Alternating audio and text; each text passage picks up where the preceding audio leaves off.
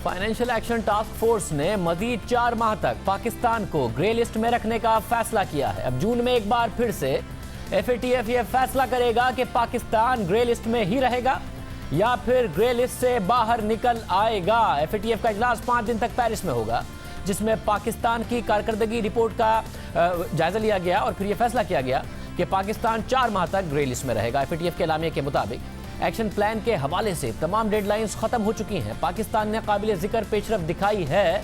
अब तक पाकिस्तान ने 27 में से 14 नुकात पर अमल किया है। FATF ने पाकिस्तान पर जोर दिया कि जून 2020 तक बाकी तमाम नुकात पर मुकम्मल अमल करे। साथ ही FATF ने खबरदार किया कि अगर टेरर फाइनेंसिंग के हवाले से प्रोसिक्यूशन और सजाओं में पेशरफ्त ना हुई तो फिर एक्शन लिया जाएगा। और FATF अपने रुकन मुमालिक को यह हिदायत करेगा कि पाकिस्तान के साथ अपने कारोबारी ताल्लुकात और ट्रांजैक्शंस पर खुसूसी तवज्जो दें। इसके अलावा FATF ने मजीद कहा कि पाकिस्तान मनी लॉन्ड्रिंग और टेरर फाइनेंसिंग में कमी के हवाले से इक़दामात उठाने में नाकाम रहा है, इसलिए पाकिस्तान पर जोर दिया गया कि वो अपने एक्शन प्लान को मुकम्मल करे। साथ ही FATF ने 8 नुकात की निशानदेही भी की है जिन पर पाकिस्तान को अमल करना है। FATF के फैसले के हवाले से वज़ारत ख़ज़ाना ने भी एलामिया जारी किया है, जिसके मुताबिक FATF ने पाकिस्तान की पेशरफ्त का जायजा लिया और पाकिस्तान के इक़दामात का एतराफ़ किया। FATF ने जून 2020 तक मज़ीद इक़दामात की निशानदेही की है। हुकूमत पाकिस्तान बाकी तमाम इक़दामात पर अमल करेगी। इस हवाले से हिकमत अमली तैयार कर ली गई है और उस पर अमल भी हो रहा है। चीन ने इस हवाले से अहम किरदार अदा किया है। चीनी वज़ारत ख़ारिजा के तर्जुमान का बयान भी सामने आया है, जिसमें उन्होंने कहा कि पाकिस्तान ने दहशतगर्दों की माली मुआवनत के खात्मे के लिए बहुत ज़्यादा कोशिशें की हैं, जिन्हें FATF के अक्सर अराकीन ने तस्लीम किया है। चीन और दीगर मुमालिक इस सिलसिले में पाकिस्तान को ताउन की पेशकश करते रहेंगे। पाकिस्तान में टेरर फाइनेंसिंग रोकने के हवाले से कुछ पेशरफ्त हुई है। 13 फरवरी को कलअदम जमात उद दावा के सरबराह हाफिज सईद को टेरर फाइनेंसिंग के 2 केसेस में मजमूई तौर पर 11 साल की सज़ा सुनाई गई और अब FATF की जानिब से मज़ीद इक़दामात का कहा गया है और पाकिस्तान को कहा गया है कि वो इक़दामात करे, वरना वो रुकन ममालिक के हवाले से कहेगा कि वो जायज़ा लें। शाह महमूद कुरैशी साहब वज़ीर ख़ारजा इस वक्त हमारे साथ मौजूद हैं। साथ ही हमारे साथ आमिर राना साहब मौजूद हैं, जो कि डायरेक्टर हैं Pakistan institute of peace studies के। वो इस मामले को करीब से देखते भी रहे हैं। शाह साहब, सबसे पहले मैं आपसे जानना चाहूँगा, ज़ाहिर है उन्होंने पाकिस्तान ब्लैक लिस्ट नहीं हुआ, जिसके बहुत ज़्यादा चांसेस नज़र आते थे कुछ अर्सा पहले तक, मगर साथ ही ग्रे लिस्ट में रखते हुए उन्होंने 4 माह दिए हैं और पाकिस्तान को हवाले से कहा है कि टेरर फाइनेंसिंग पर क्रैकडाउन करने में नाकाम हुआ है, डेडलाइंस ख़त्म हो गई हैं। आप किस तरीके से इस सारे मामले को देख रहे हैं और पाकिस्तान मज़ीद क्या इक़दामात करेगा अगले 4 माह में कि पाकिस्तान जो वार्निंग भी दी गई है और ग्रे लिस्ट से निकल भी आए?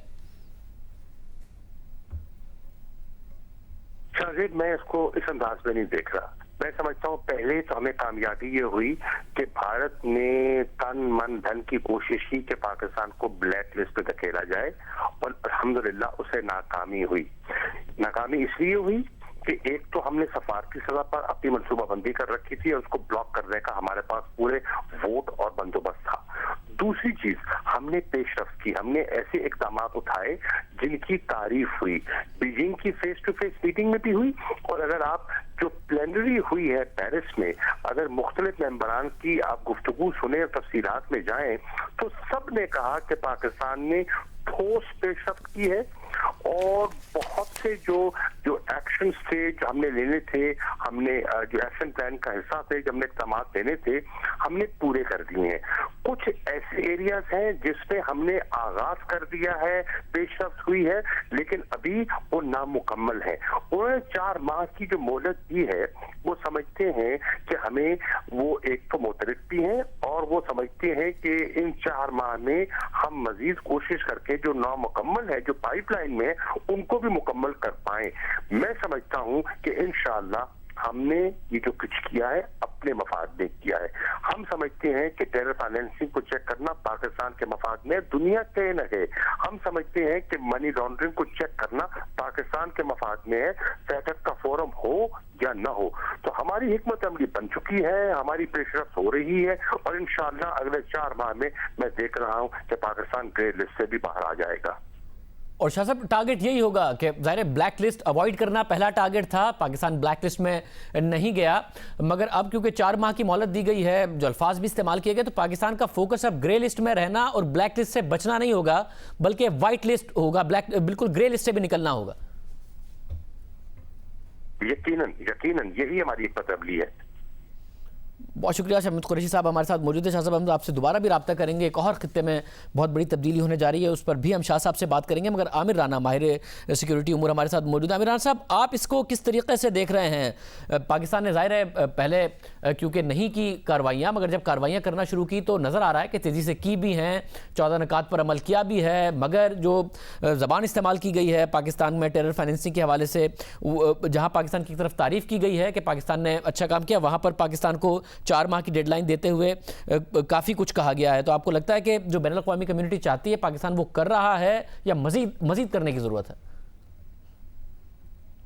देखिए, पाकिस्तान ने जो अपना हदफ तय किया था इस मीटिंग के लिए वो तो हासिल हो गया है कि पाकिस्तान ब्लैक लिस्ट में जाने से बच जाए। लेकिन क्या यही कोई हदफ होना चाहिए था? इसके लिए क्या ब्लैक लिस्ट से ग्रे लिस्ट से निकलने को एक अपना हदफ नहीं बनाना चाहिए था?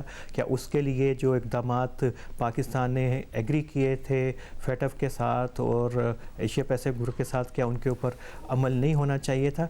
ये भी सवालात है। मेरा ख्याल है कि अब वक्त बहुत कम है, उसकी तरफ तवज्जो देनी पड़ेगी, क्योंकि ये 4 वक्त की मेरा ख्याल है कि ये अब आखिरी मोहलत है, क्योंकि चीन के पास जो चेयर है फेटफ की उसके ऊपर बहुत शदीद दबाव है।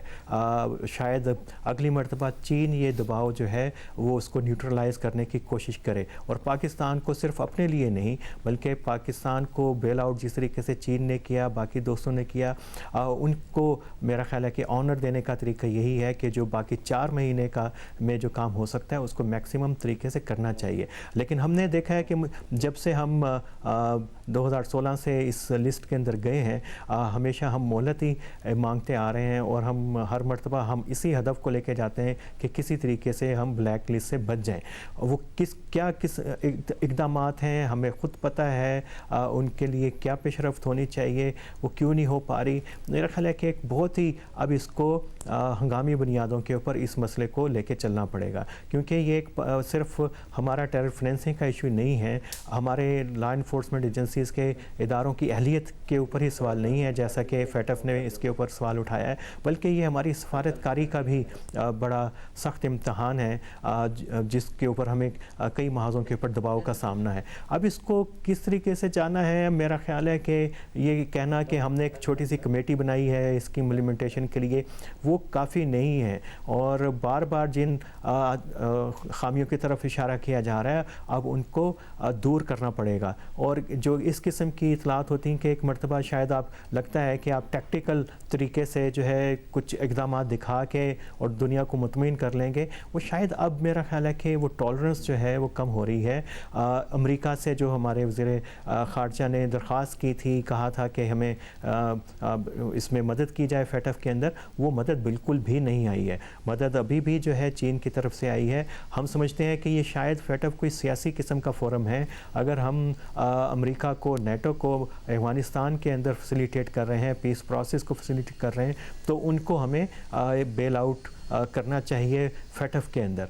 यकीनन इसके अंदर एक पॉलिटिकल अंसर हमेशा से रहा है फेटफ के अंदर, और फेटफ की जो सबसे बड़ी शिकायत है, इंडिया की बात को मौसर क्यों नहीं समझा जाता, कि उनको लगता है कि इंडिया इसको सियासी हथियार के तौर पे पाकिस्तान के ख़िलाफ़ इस्तेमाल करता है, इसलिए उसकी बात को उतनी शायद अहमियत नहीं है। लेकिन अगर हम भी ये इसको पोलिटिसाइज़ करने की कोशिश करेंगे और पॉलिटिकल इन्फ्लुएंस को यूज़ करेंगे, यकीनन आपके लिए 1 या 2 मरतबा तो आपको बेल आउट कर दिया जाएगा, लेकिन वो ये ज़्यादा देर नहीं चलेगा। इक़दामात हमें खुद ही करने हैं। इसको सफारती सतह के ऊपर शायद कहीं पे आपको बहुत कम करने की ज़रूरत है, लेकिन आपको इदारों की सतह के ऊपर एक इंस्टीट्यूशनल रिस्पांस लाने के लिए, डेवलप करने के लिए बहुत सख्त मेहनत की ज़रूरत है। 4 महीने बज़ाहिर कम हैं, लेकिन अगर उसको वॉर फुटिंग्स पे किया जाए तो मेरा ख्याल है कि तमाम अहदाफ हासिल हो सकते हैं। अच्छा, मगर जो ऑलरेडी इकदामात किए गए कम से कम उसकी वजह से अब ब्लैक लिस्ट का खतरा आप समझते हैं मुकम्मल तौर पर टल गया है? भारत ने पूरी तौर पर